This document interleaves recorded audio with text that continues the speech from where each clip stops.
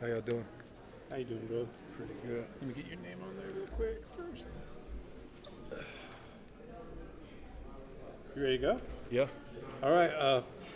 Central Catholic grad. How do you feel being here at U of O, man? It's been phenomenal. A dream come true, honestly, being a Portland kid, and it's just like living the dream every Saturday. What are you most looking forward to this year? New conference, new teams, and we get an opportunity to see where we can take it this year and see how we can be better than we were last year. Just excited to see the growth. Let's be honest, the expectations for this team are through the roof. How do you manage those expectations, and what do you say to people that doubt them? Honestly, to the people that doubt them, I say nothing. And to manage the expectation is to exceed it every day. Coming in with that expectation on our mind and setting the small expectation that we can focus on the day-to-day compared to looking toward the future for the big goal that a lot of people are attempting to achieve. Having family that'll be able to come and see you close, did that mean a lot to you to come here, and what will that mean for you on Saturdays? I think it means a lot to be able to be represented, like by my mom specifically. I'm always excited when she's there because she's screaming. And on Saturdays, I think for me it definitely does mean a little bit more because of who I'm representing and what I'm representing and them being there present at the game. All the people back at home that see this interview, what would you want to tell them? I love them. I hope they could watch me. I hope I could make them proud, and I hope that we could take it as far as we want to. But more than anything, I love them. All right, you're a linebacker that's coming into a conference that's known for pounding the ball and giant backs. How excited are you for that? Pretty excited. We don't get to see too much of that type of pound-for-pound football, and just going into a conference where they like to play that type of football a lot, I enjoy it. Like you said, I went to Central. We played a team called Jesuit, and it's all that they liked, so I've gotten a little experience with it before. What was the most times Jesuit ran the ball against you guys?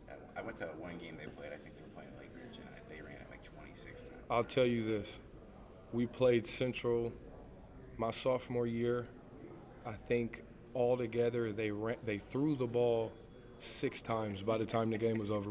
My coach counted it because he was just like, they had like 300 yards on the ground. It was crazy. Did you ever miss like that funkiness of football? Like when you get to college and everything's like a little bit more balanced and like you're not going to have like any of those just random games.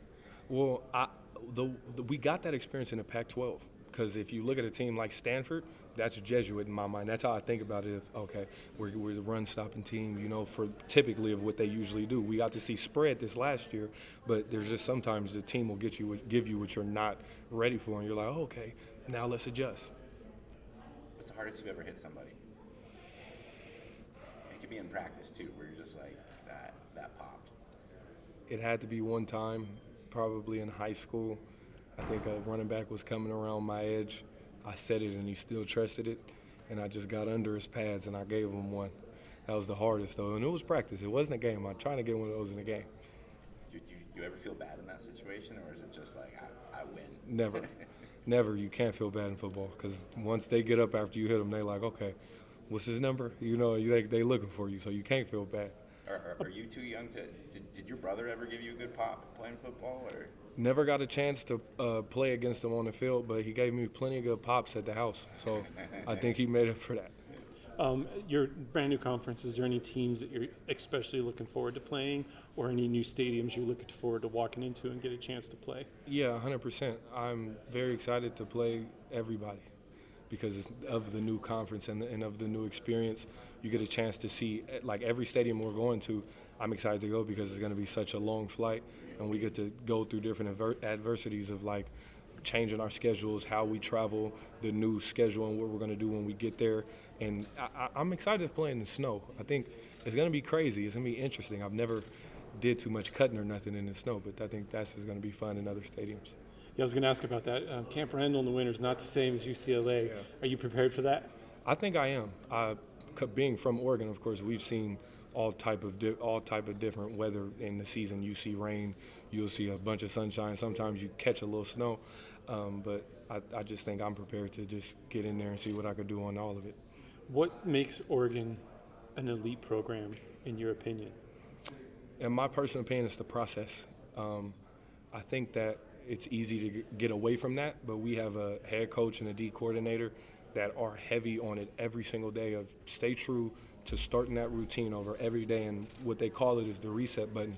Doing something, doing it to the best of your ability, come back the next day, hitting the reset and doing it again. What do you think that people outside the program don't see that you wish they could see?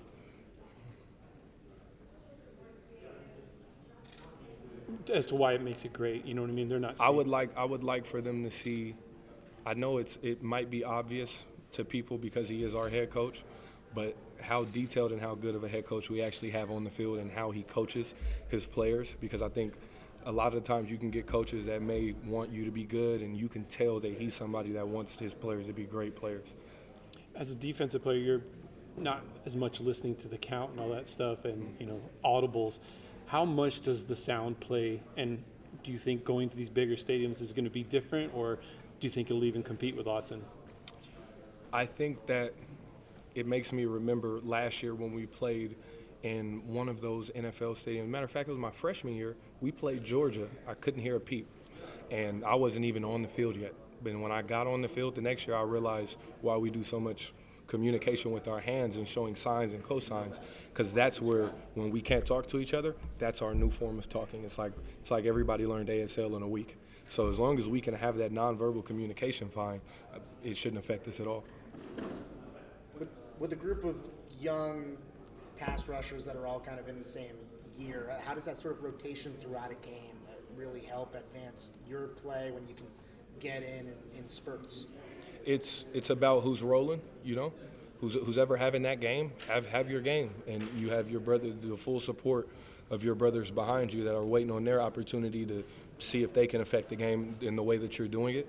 It's like no hating, no saying no crazy stuff, but always supporting your brother, because when you're in a room full of dogs, it can be very easy to be competitive and then take it to a level it shouldn't go. But I think our room does a very good job at maintaining like a leveled head in the game, because sometimes you're like, I'm a guy too, but we're all guys, and we all understand that, and we're all just, cheering each other on. Has that similarity sort of increased the cohesion and the connection between that group? I would say it's increased the connection. I will also say that it has increased our work ethic. It makes you want to try to take that next step to be the guy in the room, even though you have five to seven of them that you're like, I'm trying to do the same thing, and it just makes us work together. And that's what we do a lot of the times. I've talked to offensive linemen already and receivers, and they talk about how their room ranks on a national level. Mm-hmm. Where you put in the linebacker core at U of O against the rest of the country? Of course, as anybody would say, I'm going to bet on us against anybody. And that comes from the confidence that I have in this group, but it also comes from what I watch. And I wouldn't even say anything toward myself, but to my teammates, their work ethic is insane. And I have a personal, really high expectation for everybody in the linebacker corps because of how good they've done this offseason. How does it help having your brothers that have both been college football players, and obviously I'm sure they were helping you when you were younger, kind of getting you ready, but that support system as somebody who maybe can, he can talk to one of his brothers or somebody who's played the sport before after a game or after practice or whatnot? I think it helps me a lot. My process is simple, figuring it out on my own, and if I can't figure out, I'm going to speed dial Lamar, Elijah. And they know it's coming. And sometimes we'll go home, we'll be chilling at the house, and we'll just be sitting there eating dinner. And I'll just bring up a conversation like, hey, when you used to rush the edge, how did you used to bend the corner? So, and sometimes it's just those random conversations, but I've had those for 20 years now. And it's just increased my gameplay because I'm a sponge to them, because really to anybody, but they taught me how to be that, and they helped me mold myself into the player I want to be. One of the lasting memories that a lot of fans have of Lamar was him on the field after that Washington game, talking to a young guy. At that time, Keon was a young guy, about this is the standard now, not the football. As a guy who's aspiring to get back to that, how much do you hear from your brother about that series, about that game, and about getting back to what him and Troy and those guys kind of left off at that time?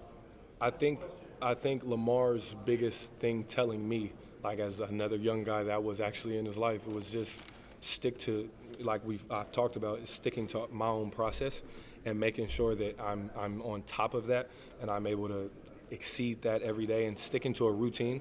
I think a routine is huge, and I didn't realize it prior to college or anything else, but Lamar helped me understand that if you can come and just do the little things and the little details every single day, and everybody try to achieve their little details, you're able to do whatever you want to with football.